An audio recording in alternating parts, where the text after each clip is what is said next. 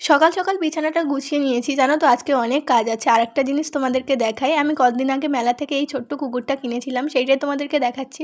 তারপরে সকালবেলা আমার রুটিন থাকে যে আমি কিছু স্যালাড খাই, স্যালাড এইভাবে আমি মিক্স করে খাই। তো তারপরে এসেছিলাম কাশীপুরে।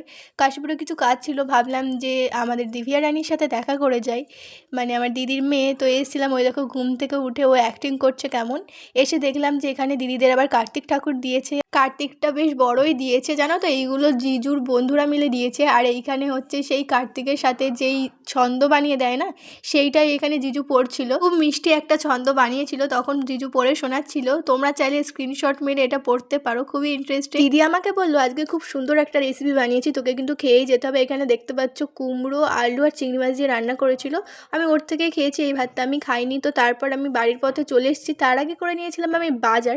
এইখানে দেখলাম নিশা একা একা হাঁটছে, ওই জন্য কিছুটা বাজার ভাবলাম ওর কাছেও দিয়ে দিই। জানো তো ওর প্ল্যান ছিল যে ও বাজার পাবে না, তাও ওর কাছে আমি কিছুটা দিয়েছি। তো আমরা ততক্ষণ বাড়ি যাই, তোমরা একটা লাইক করে দাও।